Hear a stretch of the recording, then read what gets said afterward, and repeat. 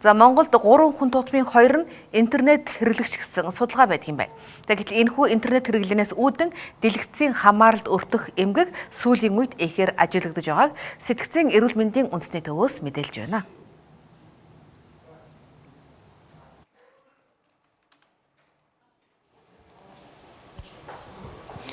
Захин орчинд та өдөрт хэдэн цагийг зарцуулдаг вэ? Та хэрв 2-оос дээш цагийг захин орчинд зарцуулж өөрийн ажил албыг алдагдуулах хэмжээнд эсвэл өөрийн ирэхгүй захин орчин руу байнга шагаадаг бол та дэлгэцийн хамааралд өртөх эмгэгтэй байж болцшгүй гэдгийг эрдэмтэд тогтоосон байна.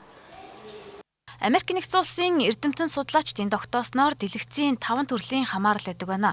Үүнд мессенжер болон бусад хэрэгслээр чат бичих, интернет тоглоом тоглох, бичлэг үзэх, насанд хүрэгчдэд зориулсан сайтад зочлох, порно бичлэг үзэх, интернетээр юм худалдаа авахдаа их цаг зарцуулах, мэдээллийг их сурвалж хайж, интернетэд цаг өнгөрүүлдэг байгаад сүүлдээ зорилгогүйгээр их цаг өнгөрөөдөг болох зэрэг нь дэлгэцийн хамаарлын хэлбэр болж байгаа юм а. За энэний цаашид дамжирвал хүний сэтгцийн үндсэн бүтэц алдагдаж, бодит бос төсөөлөлтөд сэтгэл хөдлөлгүй болж бусдыг мэдрэх чадвар алдагдаж хүмүүстэй харилцахдаа тохиромжгүй хариу урвал үзүүлэх зэргээр ноцтой хэлбэрс шилжих аюултай. Өөрөөр хэлэх юм бол урт хугацаанд интернет орчинд байгаа тэрхээс үлдээ бодиттой хүмүүстэй харьцаж чадхаан байгаад зөвхөн өөртөө онлайн ертөнцтэй л харьцдаг болчдөг. Эсвэл онлайнаар л юм хийж чаддаг болчдөг. Хүнтэй зүгээр өвдөгөө арга зүгээр ярьслага өрнөл хин нэгэн сэтгэл хөдлөлийн хариу бол зөв хариу өгдөг ч юм уу цогцолтой хариу бол өгч чадхаан байгаад ирэхээр сүүлдээ нийгмээс цугтаагаад сүүлдээ нэг аутизм ганцаардлын асуудал бий болж эхэлдэг байна. Энэ тэр хүний хувьд бол маш том аюул болчихж байгаа. Ягаад гэвэл тэр хүн нийгмээс шууд тасарч эхэлж байна гэсэн санаа.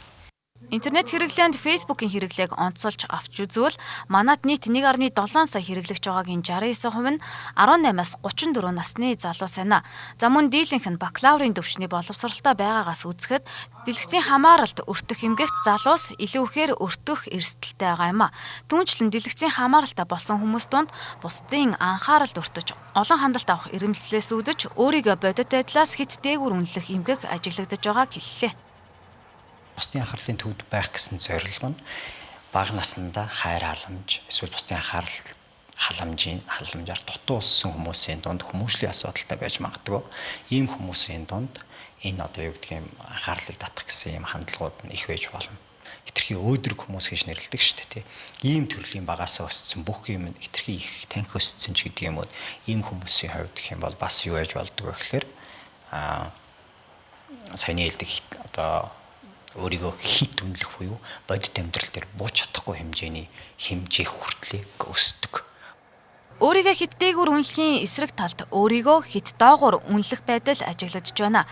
Үүнийг сэтгэл судлалт нэлх балчир үедээ ихэнх сүгээр хангалттай хооллоготой холбон тайлбарладаг юм а. За түүнчлэн Facebook хэрэглэгчдийн дийлэнх нь буюу 53% нь эмэгтэйчүүд боловч нийгмээс таслагдаж төсөөллийн ертөнцтэй амьдарч ганцаардалд өртөж байгаа хүмүүсийн дийлэнх нь эрэгтэй хүмүүс байгаа болохыг сэтгцийн эрүүл мэндийн үндэсний төвөөс мэдээллээ. Иглийн мэдээнд оюун эрдэнэ бэлгүүнээр сурвалжлаа.